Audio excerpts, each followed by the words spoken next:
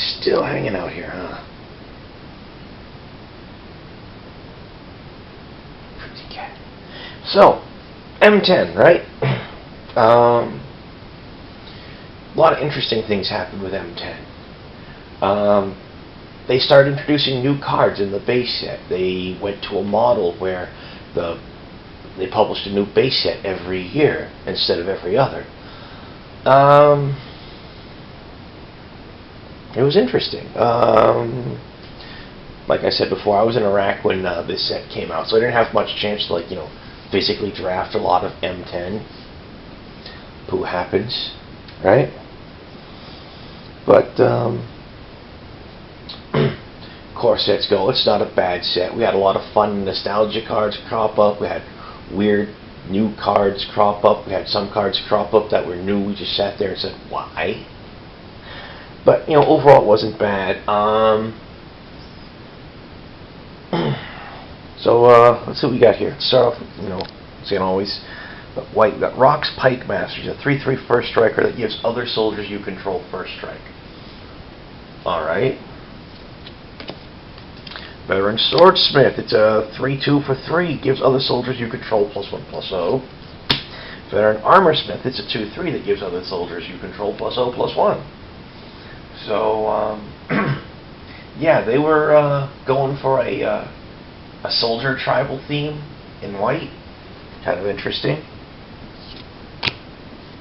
Blinding Mage. I can't recall if that's a reprint or a quote-unquote new card. I honestly can't recall. It's Master Decoy from Tempest. That's really what it is. It's Master Decoy from Tempest with a new name.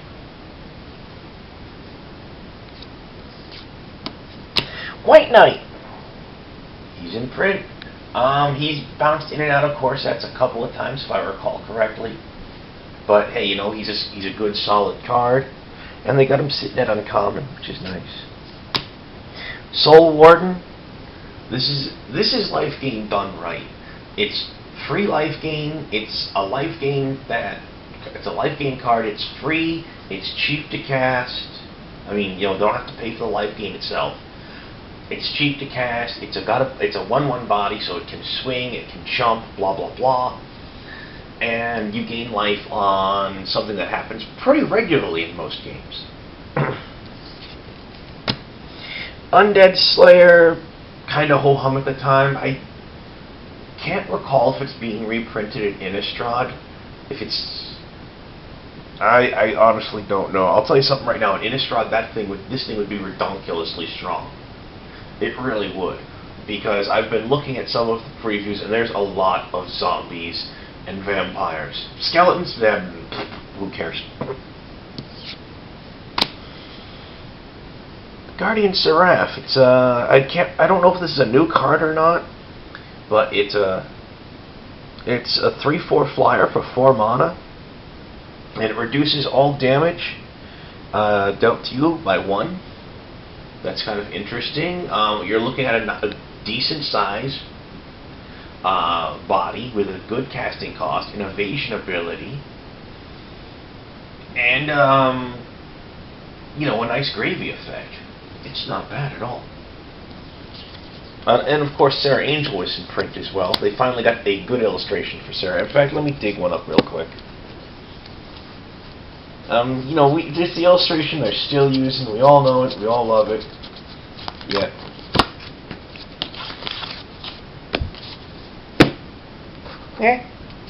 There she is. Oh, that's so much better than a woman wearing armored KFC bucket, That is the best illustration for Sarah they've got so far. Hands down. Armored Ascension, once again, it's one of those cards. I don't know if it's new or not. I think it is, or was, rather. But enchanted creature gets +1/+1 for each planes you control and flying. Yowzas. Pacifism. It's been around since Mirage. It's a great creature control card. It's been reprinted in a lot of sets, not just core sets either. I mean, it was originally in Mirage. It was I want to say it was reprinted in Tempest, reprinted in Onslaught.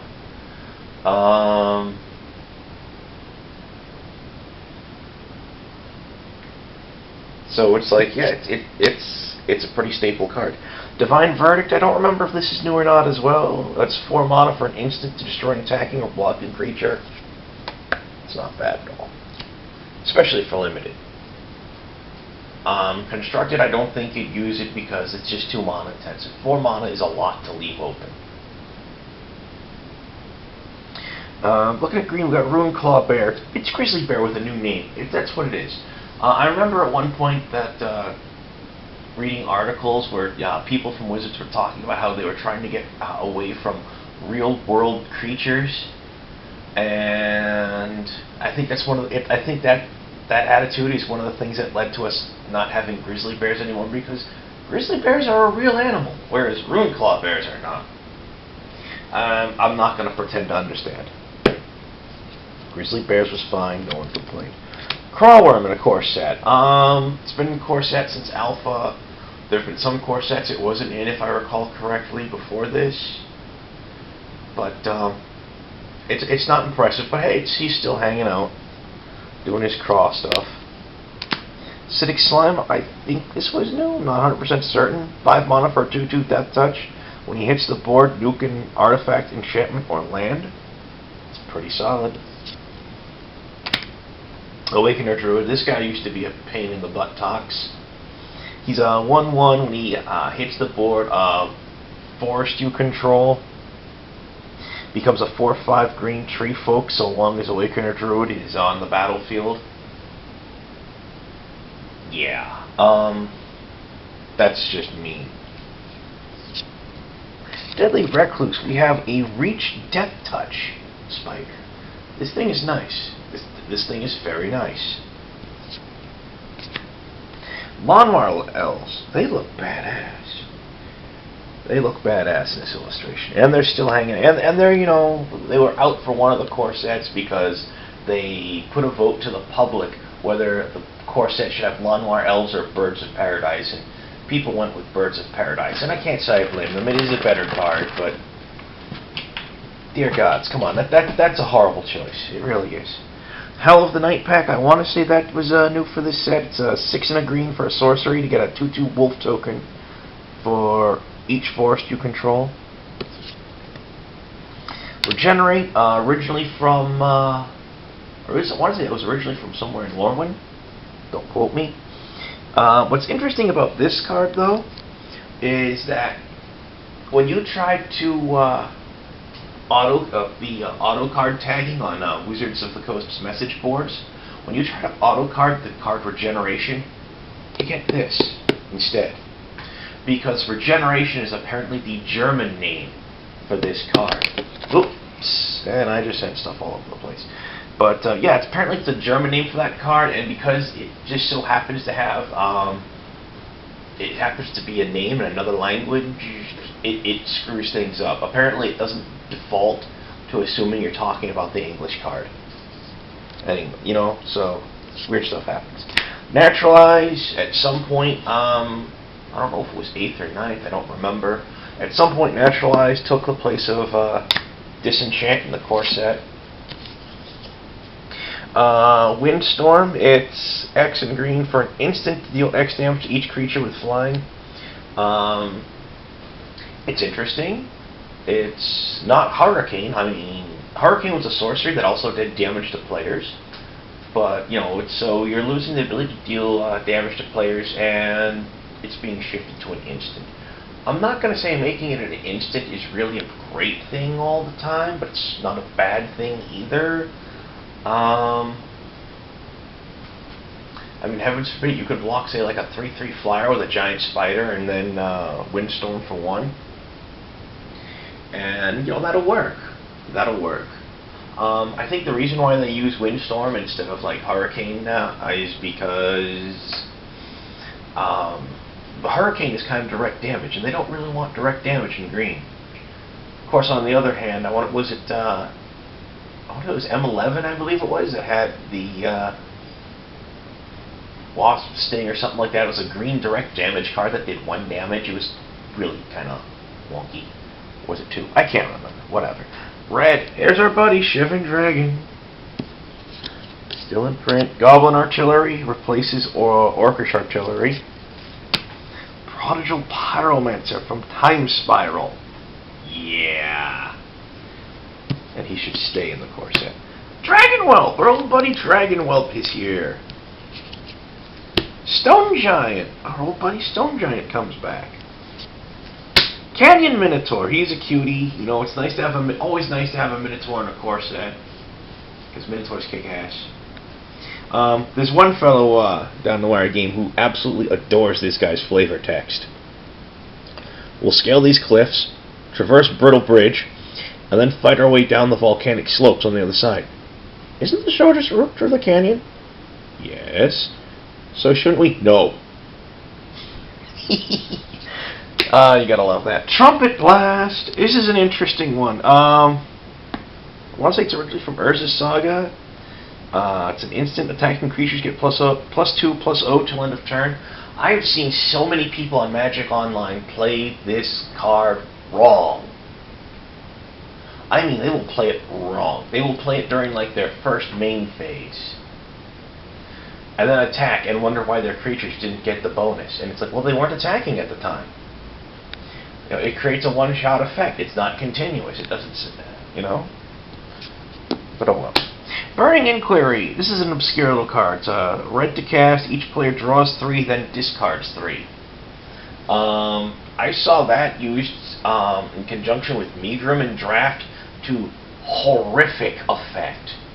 Yeah, that's a 2-card combo that does 6 damage. It's not bad, especially seeing as how the Burning Inquiries being a common, easy to get your mitts on. The Megrams, I believe, are uncommons. Fireball! Oh, it's so nice to see Fireball in the core set. So nice. Act of Treason, it's a fun little card, 2 and a red, sorcery. Steal a creature, untap it, it gains haste, return it at end of turn. Inside, it's fun stuff. Lightning Bolt. Oh, it was so great to see Lightning Bolt in print again. It really was. That, of course, I also love the flavor text on the reprint of Lightning Bolt here. The Spark Mage shrieked, calling on the rage of the storms of his youth. To his surprise, the sky responded with a fierce energy he'd never thought to see again. Of course, I'm also a great big sucker for the whole idea of people getting things they never thought they'd see again. Good things, preferably, you know? On the other hand, bad things that you never thought to see again, that's a different story. That's, you know, in my opinion, still a nice thing to see in a story, but it's awesome on the exact opposite end of the spectrum. That's one of those crap your pants moments. Where's the joke goes, bring me my brown pants. Yeah. Well, the joke is the pirate captain who, when he's about to engage in battle, tells his cabin boy to bring him his red shirt. And after this happens 2 and 3 times, the cabin boy asks him, why do you always ask for your red shirt before battle? He says, well, that way if I get wounded and I bleed into the shirt, it won't show. So the crew won't lose morale seeing that I'm wounded. It's like, oh, okay. And then one day he sees a battle coming at him that's horrifically overwhelming odds against him. And he tells the cabin boy to bring him his brown pants. It's fun stuff. Doomblade, pretty sure this is new. It's, for most intents and purposes, it's Dark Banishing for 1 less mana. However, the creature can regenerate from it. Doomblade's really good. It is. I mean, it almost completely makes Terror obsolete. Once again, Terror has the no regeneration clause in it. It's Doomblade, what can you say? Cemetery Reaper, I want to say he's a new card, not 100% certain. He was a new card, that is. He's been reprinted a few times. He's still a good card. He's a decent little zombie lord. It's fun stuff. Rise from the Grave, it's classic style black reanimation. Kid Science, good stuff. I believe M10 also had reprints of the original 5 Planeswalkers in it. That was also nice to see. What else we got in that? Assassinate. Yesterday we were talking about the. I can't even remember what the name of the card was off the top of my head from 7th edition. That white card that destroyed target tap creature. Here we have black card that does the same for 1 less mana, but it's a sorcery. Not bad. Sign in Blood, double black. Target player draws 2 cards and loses 2 life. It's not bad. I mean,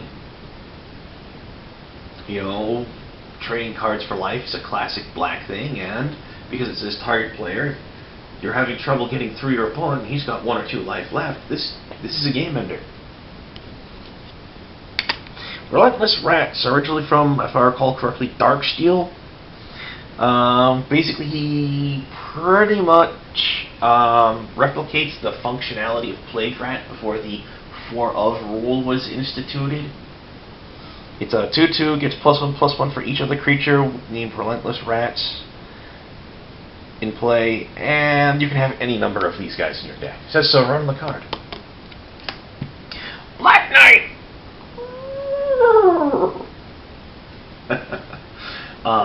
Hey, you know what? It's always great to see, you know, if White Knights in print, they best have Black Knight, you know? Though, since they put reminder text for First Strike and Protection, they don't have room for his kick-ass flavor text from the old days. But oh well. Blue! Look at blue. What do we got? Divination. 2 colors in a blue. Sorcery. Draw 2 cards. It's a draw card effect. It's a sorcery. At some point between 7th and M10, Wizards decided that instant speed draw card effects were really, really powerful. And they were right. They are. And they decided they should print them very, very sparingly. But you still got to draw a card. Cancel! Originally from Time Spiral, replacing the out-of-print counter spell. Same effect for 1 colorless extra mana. It's alright, it's serviceable. Counter spell is a beast. This thing, not so much. Merfolk Sovereign. We get a new Merfolk Lord. It's not bad at all. Tome Scour is an attempt to make Mill have a presence. They've been trying to push Mill the last few years, especially in blue. What's interesting about Tome Scour, it's the top 5 cards.